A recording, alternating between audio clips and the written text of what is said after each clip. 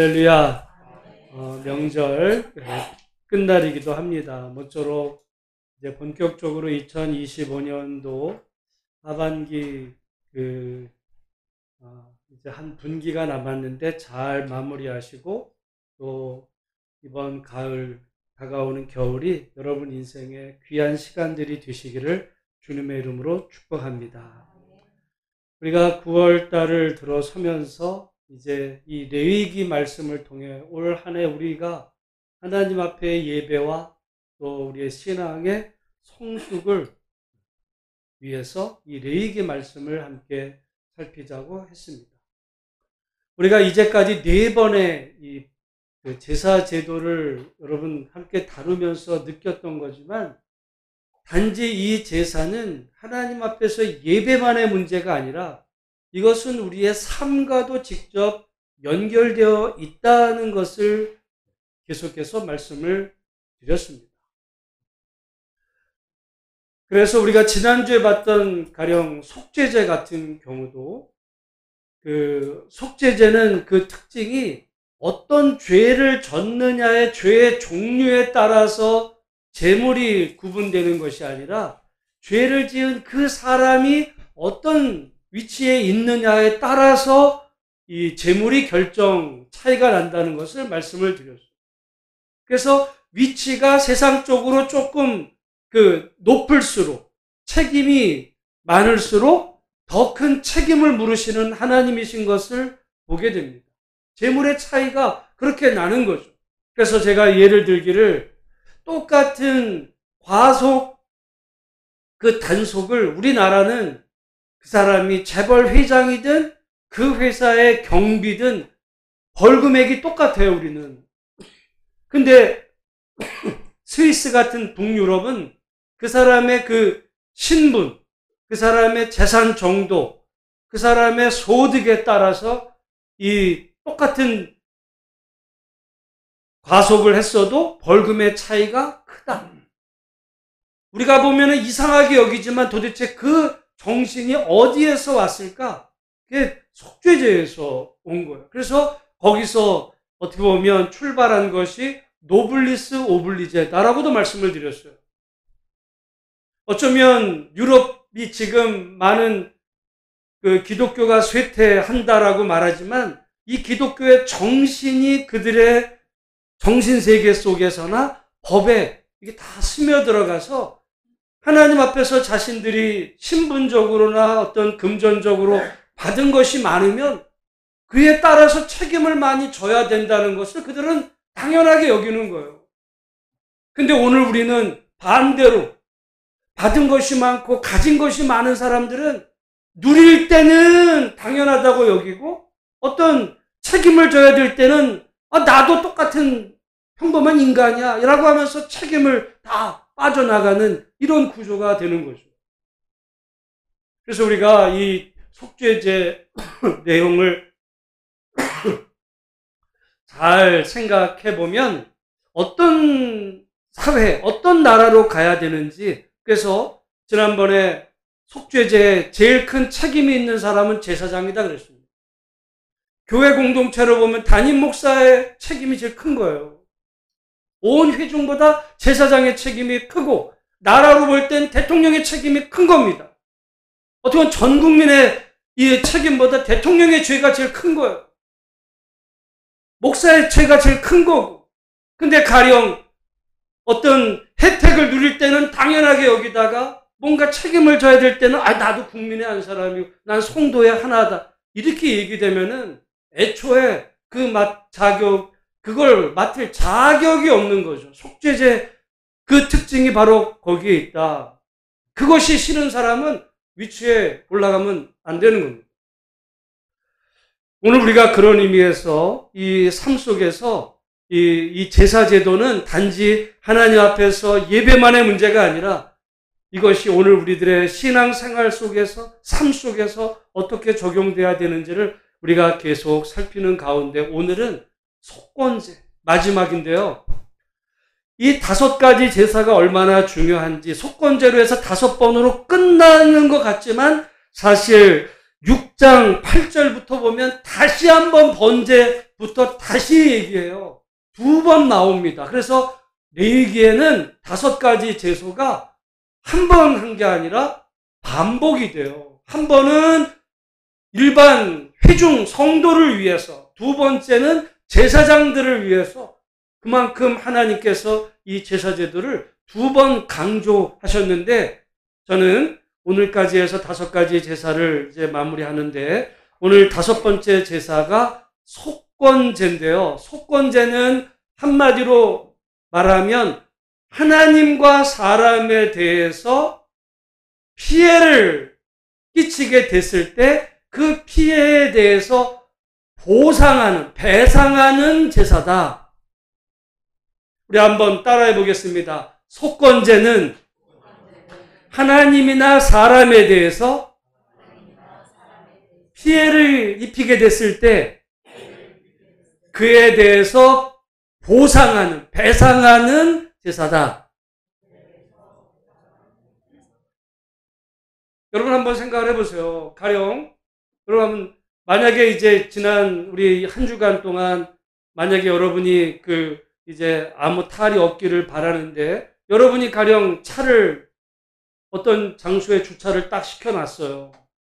근데 누군가가 그 차를 와가지고 쳐버렸어요. 그래가지고 여러분 차에 파손이 됐어요. 그럼 어떻게 해야 돼요?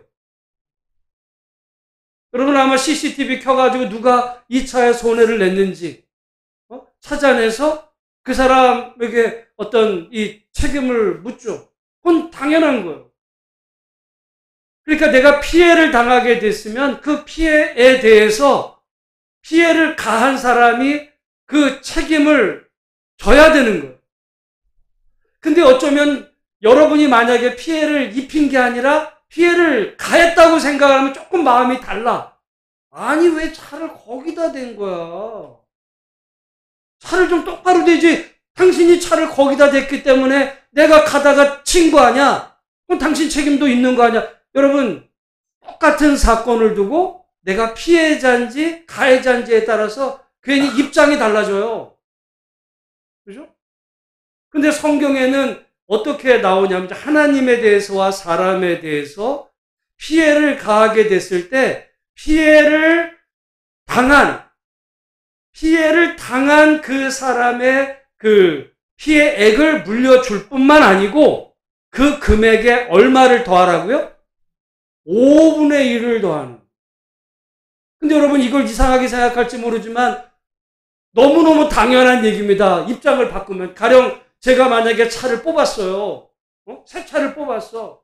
그래가지고 새 차 딱 기쁜 마음에 주차장에다 딱 댔는데 누가 가서 쳐가지고 차가 파손이 됐어요. 그러면은 당연히 차를 이 파손시킨 그 사람에게 보험 청구해서 차를 고칠 수는 있죠. 그러면 끝나는 거야? 아니야. 왜? 그 순간 내 차는요 사고 차량이 되는 거예요. 내가 새 차를 뽑았는데 그 범퍼든 뭐든 이렇게 부품만 교체하면 되는 게 아니라 그 차가 사고 차량에 들어가는 그 비용은 거기에 계산이 안 되거든요. 그러니까 성경 말씀에 보면 이 속건제가 가해자 입장이 아니라 피해자 입장에서 보면 너무너무 그런, 가령 5분의 1은 뭐겠어요? 그 피해를 당했던 그 사람의 어떻게 보면 그로 인한 상처, 아픔, 그거에 대해서 하나님은 네가 저 사람에게 피해를 입혔다면 저 사람이 입힌 피해에 대해서 배상을 다 해줄 뿐만 아니라 그거에 대해서 5분의 1을 더해. 그래야 그 사람도, 피해를 당한 사람도 그 피해 당한 것 때문에 받았던 마음의 상처가 그걸 향해서 위로받게 그렇게 배려하시는 하나님의 이 마음이 이 속건제 안에 드러나 있다. 하나님이 어떤 분이신지를 여러분 오늘 이 속건제를 통해서 볼 수 있는데요. 속건제는 크게 3가지, 크게는 2가지입니다. 하나는 하나님께, 2번째는 사람에게인데 먼저 하나님께 대해서 우리 15절 말씀, 16절 말씀 같이 한번 읽어보겠습니다. 시작. 누구든지 여호와의 성물에 대하여 부지 중에 범죄하였으면 여호와께 속건제를 드리되 내가 지정한 가치를 따라 성소의 세겔로 몇 세겔 은에 상당한 흠없는 순양을 양떼 중에서 끌어다가 속건제로 드려서 성물에 대한 잘못을 보상하되 그것의 5분의 1을 더하여 제사장에게 줄 것이요. 거기까지 보면 가령 여호와의 성물, 그게 정확히 뭔지는 안 알려졌지만 가령 하나님과 관계된 어떤 물품에 대해서 누군가가 그 부지 중에, 알고가 아니라 부지 중에 손해를 입힌 거예요. 그러면 어떻게 하느냐? 우리 같으면 내가 모르고 그랬어. 내가 알고 그런 것도 아니고 모르고 그랬는데 뭐. 우리 같으면 그럴 수도 있어요. 아니, 부지 중에 모르고 그랬어도. 여러분, 성경에서 제일 나쁜 죄는 살인죄가 아닙니다. 성경에서 최악의 죄는 그거는 무슨 죄예요? 짐짓죄예요. 짐짓죄라는 건 뭐냐면 알고 지은 거. 남을 속여도 알고 속인 거는요, 어떻게 보면 사형죄보다 커요. 왜냐하면 알고 지은 죄는 하나님은 용서가 없다고 그랬어요.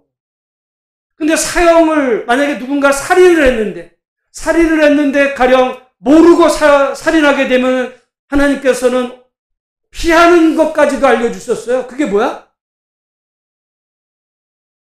도피처를 하나님은 이 사람은 살인자야. 근데 모르고 그랬어요. 살인자인데도 도피처로 숨을 수 있도록. 그래서 그 사람이 또 다른 피해자가 되지 않도록 보호하시는데, 근데 알고. 그래서 여러분, 성경에서는 우리 같으면은 제일 큰 건 무슨 살인죄고 무슨 뭐 이렇게 따질지 모르지만 하나님 안에서 제일 큰 죄는 알고 지었느냐 모르고 지었느냐. 근데 여기서는 모르고 지었다 이거예요. 모르고. 부지 중에 몰랐어도 피해가 됐으면 그 피해에 대해서 이제 책임을 져야 되는 거예요. 책임을 지고 책임을 지는데 그냥 미안하다 하면 되는 게 아니라 피해에 해당하는 순양을 하나님께 드리고 거기에 그 금액의 얼마를 5분의 1을 더해서 보상하라. 그렇게 합니다.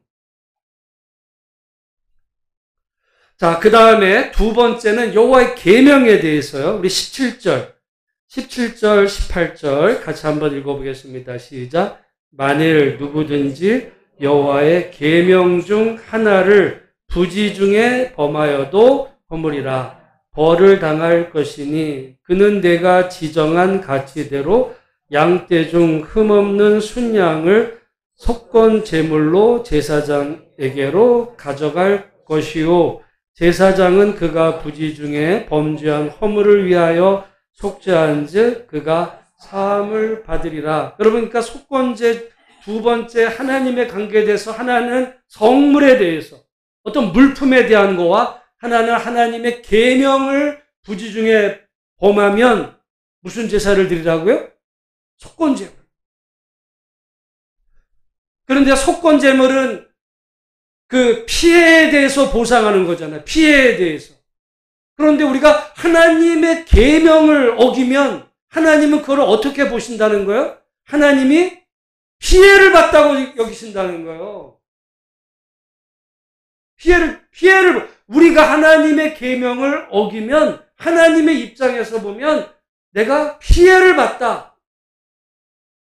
그 피해에 대해서 어떻게 하냐면 그 흠없는 순양을, 그러니까 하나님의 그 피해에 대해서 피해를 5분의 1을 더할 수는 없어요. 물품을. 대신 그 하나님 앞에서 하나님이 어떻게 보면 하나님도 상처받았다 이거죠. 내가 계명을 줬는데 얘네들이 내 계명을 어겨. 그랬으면은 하나님 입장에서 보면 하나님이 피해를 당하시는 일종의. 여러분 뭐 그럴 수도 있죠. 여러분이 만약에 여러분 자녀에게 자녀를 잘 키웠어. 그래가지고 자녀에게 뭐 가르침도 하고 그러면은 자녀가 말을 잘 들어야 되는데 만약에 여러분 자녀가 말을 안 들어. 여러분의 말을 안 들어. 그렇게 보면요. 속상하잖아요. 여러분 입장에서 보면 피해를 당한 건 부모 입장에서 보면 그런 거나 마찬가지. 하나님의 입장에서 보면 하나님의 백성이 계명을 어길 때 하나님 입장에서 보면 피해를 당한 그것에 대해서 그럴 수도 있지가 아니라 그 사람이 하나님께 속건제물, 하나님이 당한 그 마음의 피해에 대해서 이 흠없는 순양을 드림으로 하나님을 일종의 위로합니다. 근데 오늘 여러분 우리 기독교인들은 너무 용서에 관대해요. 오히려 자기가 당한 피해에 대해서는 절대로 용서가 안 돼. 내가 누군가에게 조금이라도 상처가 되면 용서가 안 되는데 하나님에 대해서나 사람들에 대해서 뭐 이런 거는 너무 관대해요. 너무 관대. 하나님 앞에 죄를 져도 하나님 쏘리. 그러면 다 끝났다고 생각. 하나님 죄송합니다. 그것도 안 해. 하나님 다 아시죠? 내가 힘들어서 그런 거.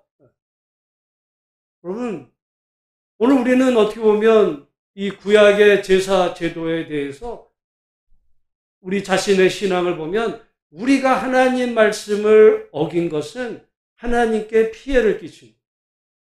하나님도 우리 때문에 뭐 인간적인 표현 써서 그렇지만 상처받으십니다.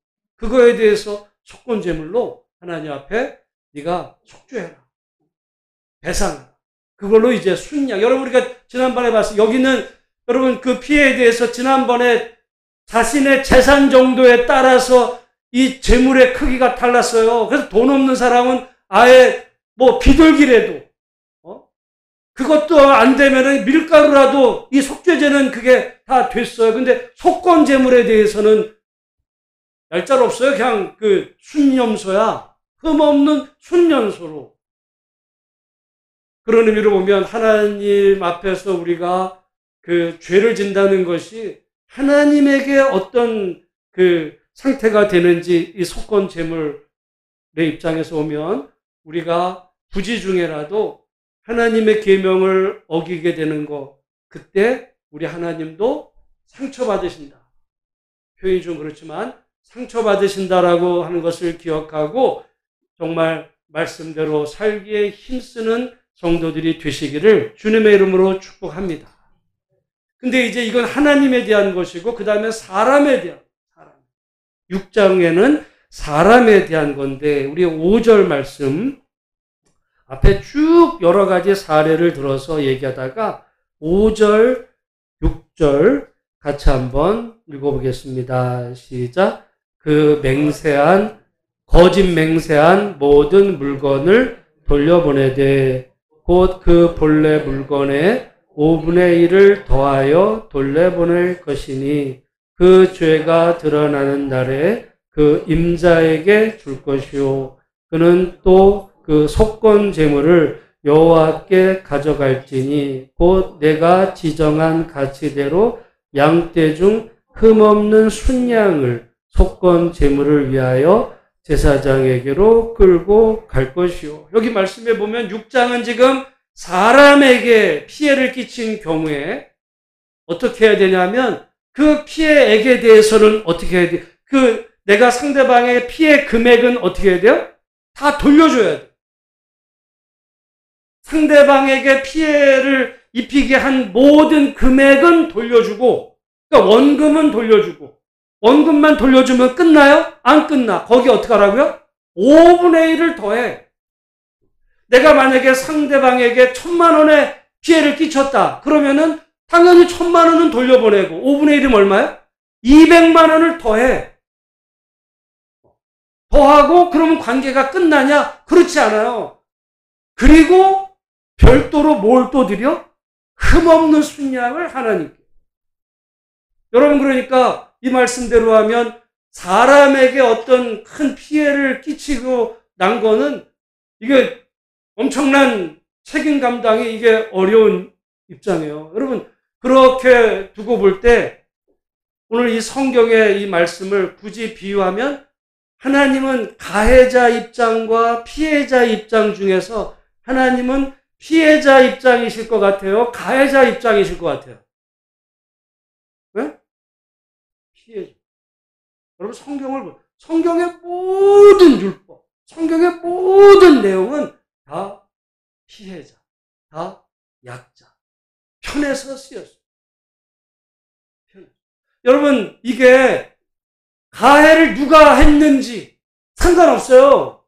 근데 이 법이 없다고, 만약에 이런 법이 없다고 이런 법이 없어. 근데 내가 누군가에게 피해를 준 그 가해자인데 내가 만약에 아주 신분이 높고 이게 옛날에 가부장제 이런 어떤 신분제가 있는 세상 속에서 어떤 가해한 사람이 어떤 뭐 세상적으로 너무너무 이렇게 높은 사람의 뭐 위치에 있어요. 피해를 당한 사람은 그 사람의 노예야. 아니면 아주 그냥 밑바닥 인생이에요. 그러면 여러분 그 오늘날 같으면 재판이나 있지 고대 사회로 올라갈수록 누구한테 하소연을 해 그걸. 그냥 거기서 끝나는 거지. 매 맞아 죽지만 않으면 다행인 어떤 이런 사회 속에서 하나님의 법을 만들어요. 법을. 그래서 가해자 무슨 그 사람의 신분이 누군지 피해자의 신분이 누군지 상관하지 않아요. 그 죄가 어떤 건지 상관하지 않고 피해를 입혔다면 피해 입은 그 사람에게 피해 입은 금액을 보상하고 거기에 5분의 1을 더하고 왜냐하면 여러분 아까도 다시 말씀드리지만 내가 피해를 당하면 그것만이 아니라 그 피해를 안 당했을 때보다 어떤 마음이나 또는 실제로도 이렇게 부담이나 뭐 속상하고 여러 가지 마음 끓였던 그것까지 네가 알아줘서 5분의 1을 더해서 그 사람에게 주고 그리고 하나님 앞에서는 속건제물 순양을 드려라. 하나님은 철저하게 약자 편이십니다.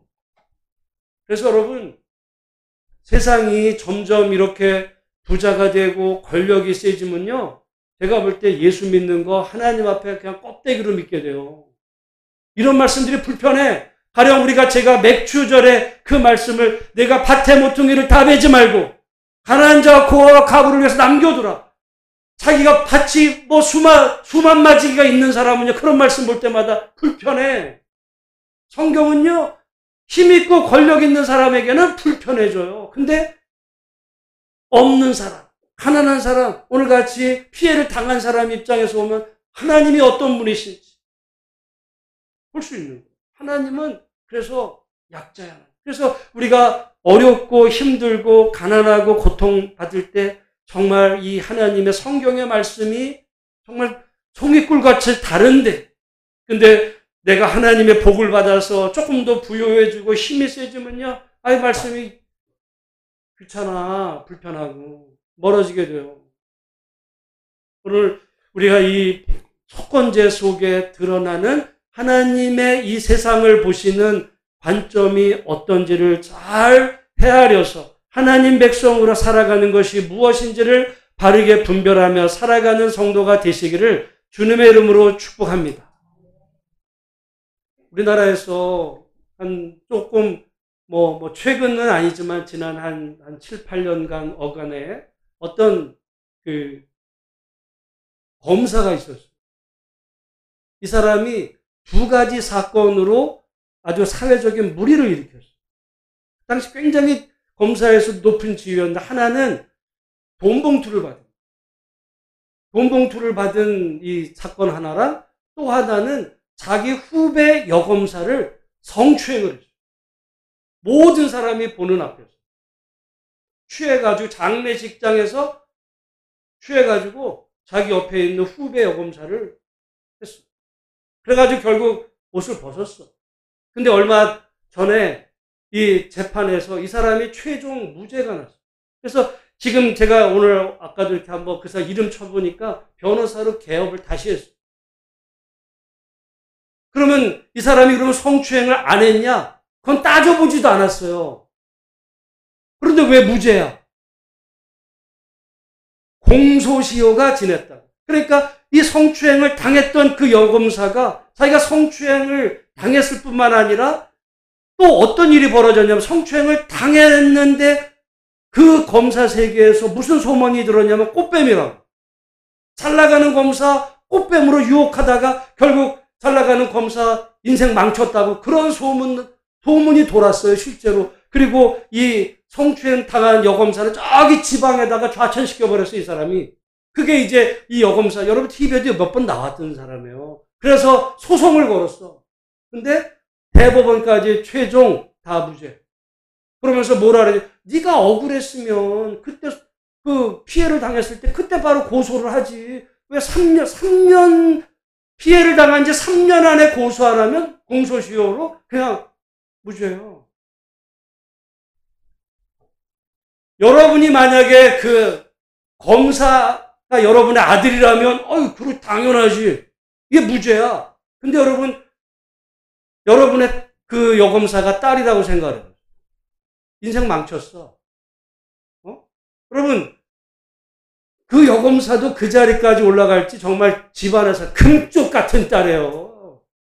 여자가 검사가 되고 그 위치까지 올라갈 때는 정말 가문의 자랑이었다가 어느 날 꽃뱀이 되고 누군가 인생을 망치는 성추행. 우리나라는요, 여자가 자기가 잘못하지 않아도 성추행을 당하면 추한 여자가 되는 거야. 그래서 인생 망가졌어요. 인생 망가졌어. 근데 이 남자 검사가 몇 년 전에 교회에서 세례를 받았죠. 유튜브에도 나와요. 근데 교회에서, 이 검사님이 너무, 억울한 일을 당해가지고, 그러다가 하나님이 죄를 용서해서, 억울한. 그래서 우리가 교회의 사랑으로 품어주고, 세례를. 누구 편인 거예요? 가해자 편이고. 과연 그 교회 안에서, 물론 이럴 수 있죠. 그 남자가 자기 교인이니까 편들 수도 있을지는 모르지만, 과연 속건제를 알아? 속건제는 뭐예요? 피해자 입장. 피해자 입장에서 보면 이 남자 검사가 어떻게 했어야 되냐면 그 여검사한테 죄송하다. 나 때문에 당신 인생도 망가진 거야. 미안하다 그러고 어떻게 보면 좀 두 손 두 발 싹싹 빌어도 사실 용서가 될까 말까인데 오히려 승승장구하고 피해당한 사람은 지금 수치심 속에 법원에서도 패소해. 여러분 아마 신문 다 나와 지금. 과연 이 나라 이 법이 과연 이 성경의 속건제 속에서 하나님의 그 마음이 이 세상의 법 속에 이게 스며들어 있는가. 교회가 많아지면 무슨 소용이 있겠어요. 여러분이 인생을 살다가 억울한 일을 당하면, 그러니까 우리도 억울한 일을 내가 살다가 당하면 힘없으면 그냥 당하는. 근데 성경의 하나님은 벌써 수천 년 전에 그 사람의 신분에 대해서 따지지 않아. 누구라도 가령 피해를 입히게 된 사람이 있다면 피해액에 대해서 보상할 뿐만 아니라 거기에 5분의 1을 더해서 그 마음까지 위로하게 하시는 하나님의 이 말씀 보면 저는 성경을 읽을 때마다 이런 하나님을 우리가 믿어야지 무슨 하나님 믿으면서 엉뚱하게 무슨 예수 믿는다고 쓸데없는 그런 생각하면서 하나님 믿으면요. 하나님에 대해서 오해하는 겁니다. 여러분 지금 미국이 난리가 나잖아요. 미국이 내전이 벌어질 것 같은데 미국은 이전에도 전쟁이 한번 났어요. 자기들끼리. 남북전쟁. 근데 이 흑인 노예를 사이에 두고 제가 좀 얇은 책인데 이 책을 제가 유튜브 이런 데를 통해 소개할까 싶은 제목이 뭐냐면 두 얼굴을 가진 하나님이야. 책 제목만 보면 되게 불쾌하고 이게 불경건할 것 같잖아요. 내용을 보면 교회가 이 노예제를 보고서 똑같이 북쪽의 교회와 남쪽의 교회가 이야기하는데 달라. 노예제를 놓고 어떤 북쪽에서는 이거는 하나님의 뜻에 어긋난다. 똑같은 성경을 읽고 이쪽에는 거긴 흑인은 노예가 돼도 돼. 그러다가 둘이 싸운 거예요. 여러분 같은 성경을 읽고 어떻게 그런 신앙이 이렇게 갈라질 수 있는가? 여러분 우리가 성경을 읽을 때 그러니까 기본적으로 하나님이 어떤 분이신가를 보면 하나님은 항상 피해자 편이죠. 약자의 편에서 성경을 읽어야 그 하나님이 옳은 거지 가해자 편에서 읽으면 잘못이에요. 여러분 그래서 저는 우리나라 이 속에 뭐가 있냐면 밀양이라는 영화가 있어요. 그건 한번 기독교인들이 꼭 봐요. 여러 번 소개했지만 어떤 이 죄수가 어떤 여인의 아들을 죽여요. 결국 그 죄수가 이제 교도소에 갇힐 때 아들을 잃은 그 엄마가 너무너무 괴로운 중에 누가 전도해서 교회를 갔어요. 그랬더니 교회에서 맨날 목사님이 용서하라. 너무 용서하라. 처음에는 말도 안 되는. 근데 용서하라 그러니까 이 여자가 결심을 내가 용서해야지. 큰 맘 먹고 그 자기 아들 죽인 살인자를 면회를 갔어요. 그랬더니 그 살인자가 교도소에 나 할렐루야 너무 인자한 모습으로 하나님이 내 모든 죄를 용서하셨어요. 자매님도 하나님 앞에서 자유함을 누려요. 오히려 설교 안 해? 이 여자가 갑자기 미쳐요. 아니 나도 내 아들 죽인 그 살인자를 지금 이렇게 내가 정말 용서해보려고 몸부림치고 왔는데 하나님이 뭔데 내 아들을 죽인 저자를 용서하냐고. 그게 미량이라는 영어. 오늘 한국 기독교가 제가 볼 때 이상해졌어요. 말 같지도 않은 얘기가 무슨 입장을 바꿔서 그러면 영화에 나오는 목사도 어떤 살인자가 지 딸을 만약에 지 아들을 죽여놨으면 그리고 바로 가서 살인자를 내가 용서합니다. 그러겠어요? 남 얘기니까 얘기하는 남 얘기니까. 제가 그래서 여러 번 제가 얘기한 것 중에 하나가 우리가 10월 2일 이제 연휴가 10월 2일 그때부터잖아요. 10월 2일이 유대인의 절기로 보면 대속죄입니다. 욤키푸르.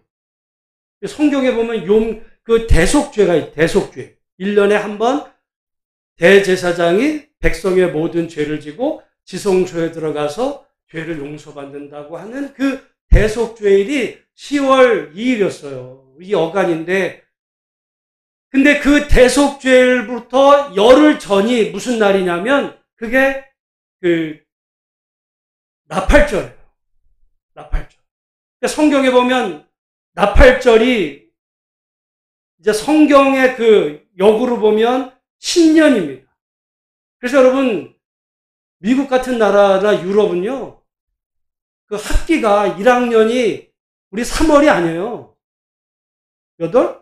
9월에 1학기가 시작이 돼요. 1학년이 9월에 시작이 돼요. 그리고 어떻게 보면 이 금융권의 회계연도가 이게 9월 같은 시작이 돼요. 난 처음에 그 이해가 안 됐는데 그게 유대인 그 전통에서 나온 거예요.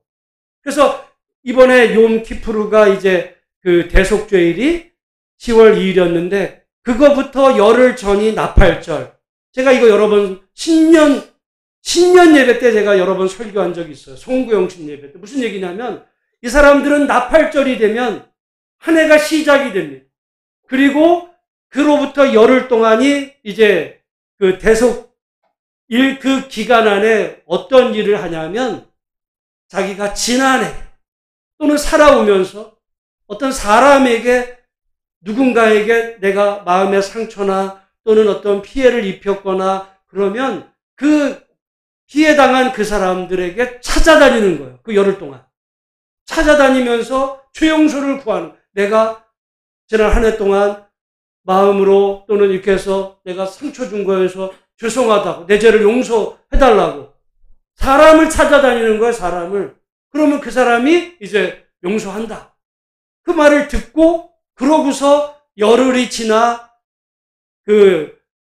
대속죄일이 되면 그때 대제사장이 하나님 앞에 나아가서 이스라엘 백성의 죄를 용서받는데 그때 용서받는 죄는 뭐냐? 이스라엘 백성들이 하나님께 지은 죄를 용서받는 거예요. 그러면 사람에게 지은 죄는 그건 하나님이 용서 못해요. 사람이 사람에게 지은 죄는 누가 용서를 할 수 있어요? 피해당한 사람이 용서하는 거야. 근데 오늘 우리 기독교는 뭐래? 내가 누구한테 상처 주고 아프게 힘들게 해놓고서는 하나님 앞에 용서도 안 구해. 혹시 찔리면은 하나님 용서해 주세요. 사람은 나 때문에 괴로워하고 있는데 그건 몰라. 나는 하나님 앞에 용서 구했으니까 그건 네 문제지. 내 문제야 그게? 난 하나님 앞에 용서 받았어. 지금 오늘 우리 기독교가 이런 기독교가 됐거든요. 그게 여러분 입장 바꿔가지고 여러분 한번 생각을 해보세요. 여기 우리 두 분을 예를 들어서 죄송한데 우리 저기 박동식 집사 두 분 앉아 계시는데 가령 누군가가 박상철 집사님한테 피해를 끼쳤어요. 근데 박동식 집사님이 내가 용서한다. 용서한다 그랬어요. 그럼 용서가 된 거야? 말 같지도 않은 거예요. 피해는 피해받은 당사자가 해야 되는 거예요. 당사자가. 근데 제3자가. 여러분 어떤 의미에서 보면 하나님도 제3자예요. 내가 피해를 당했는데 왜 하나님이 용서를 해? 그런 게 어딨어. 오늘 한국의 기독교가 회개 용서가 이렇게 돼버렸어요. 그러니까 실제적인 의미에서 회개라는 건 없어요. 오늘날은. 그냥 하나님 쏘리 이 정도만 해도 다행이고 그러니까 어려운데 속건죄는요. 아니야. 하나님께 지은 죄는 하나님께. 사람에게 지은 죄는 사람에게 다 갚고 피해액을 그대로 갚고 거기다 5분의 1까지 더해갖고 하나님께는 재물도 드려. 이거거든요. 여러분 한번 생각을 해보세요.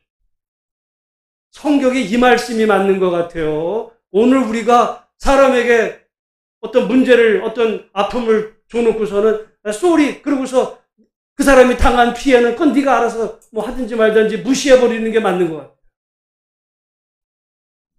저는 성경을 보면 볼수록 정말 하나님의 이 법이 우리 삶 속에 이게 실제 현실화되는 어떤 이런 그것이 기독교인이 많아지는 건 못지않게 우리가 당장 우리가 눈에 보이는 거로는 교인이 많아지고 교회 다니는 사람 많아지고 막 이러는 게 좋은 것 같지만 여러분 더 중요한 건 이제는 우리 어떤 이 나라 속에서 정말 이 성경의 하나님의 그 정신이 법의 곳곳에까지 이게 스며들어서 누군가 피해당한 사람이 어떤 하나님의 그 관점처럼 그 피해가 구제받고 그 사람이 회복할 수 있도록.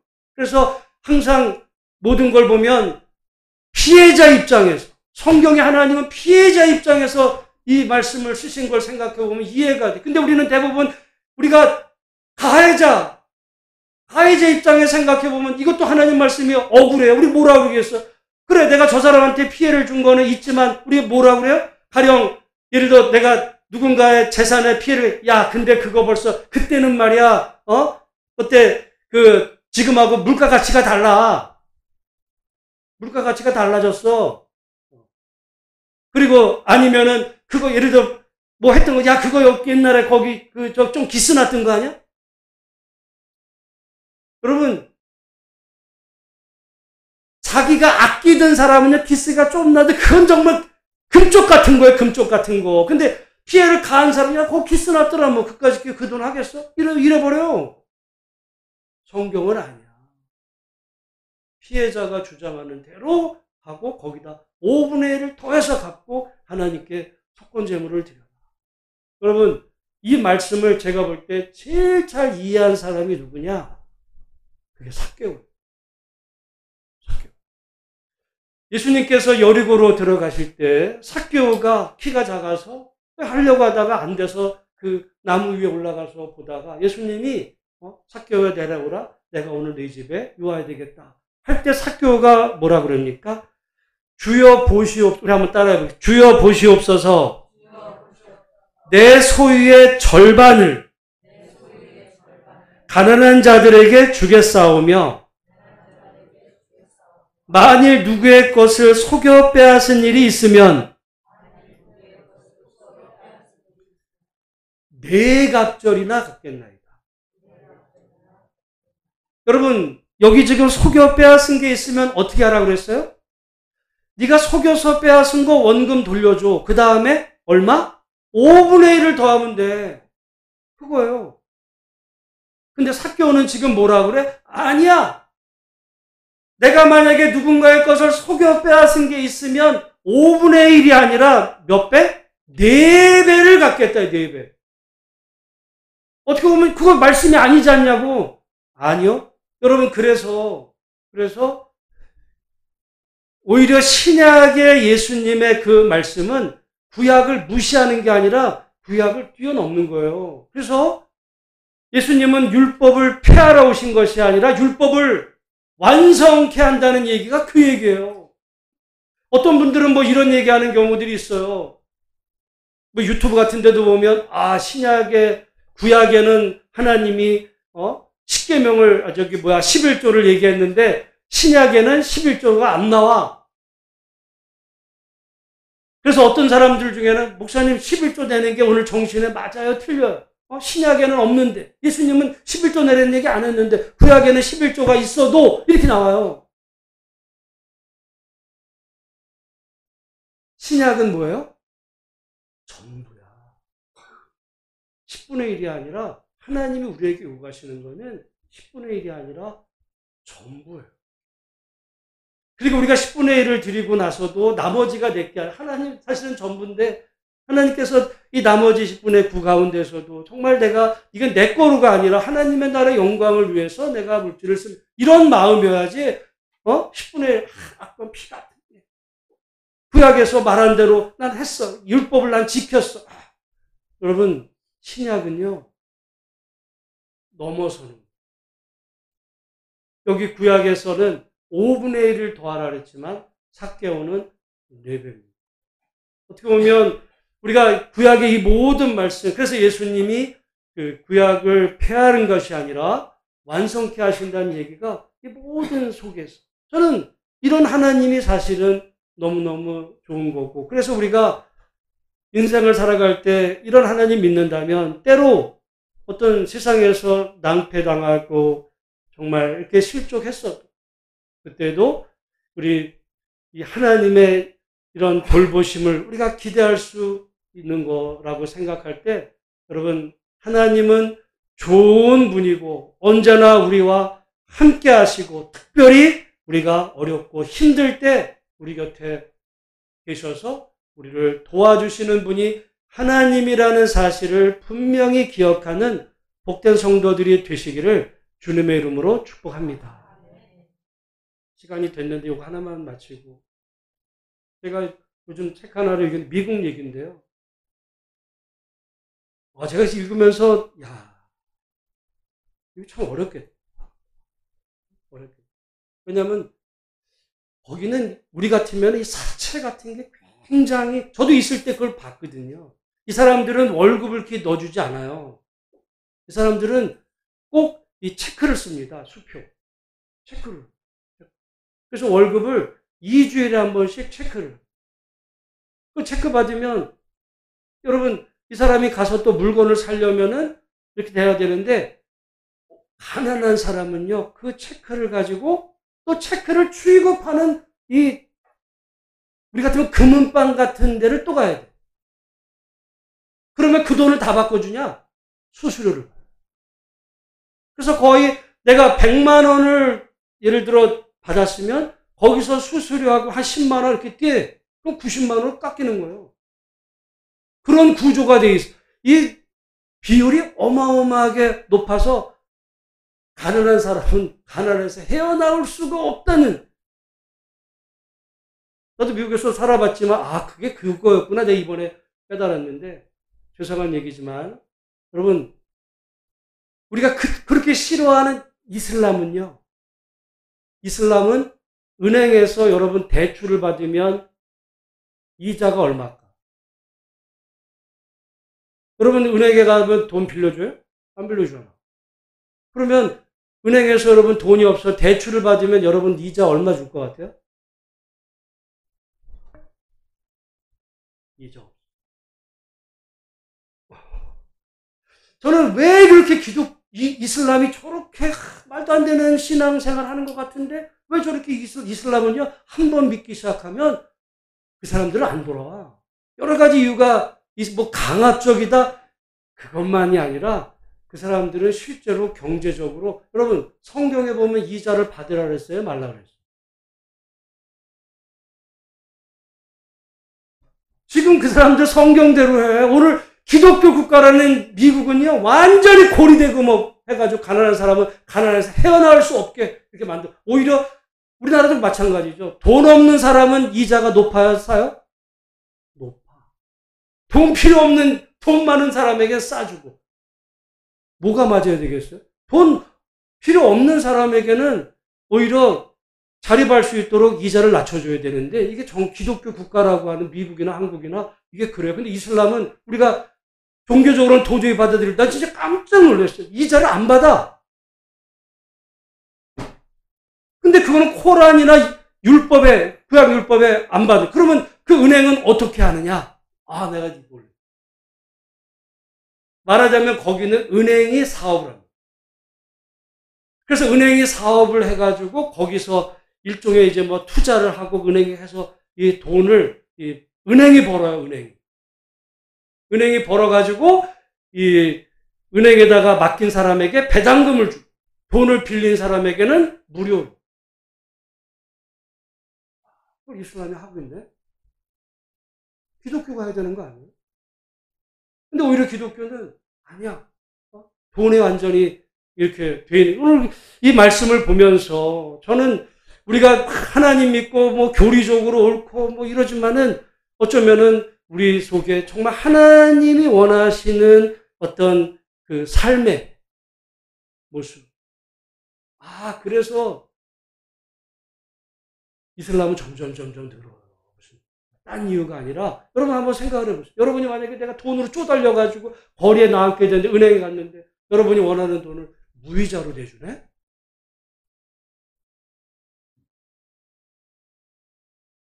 그러더라.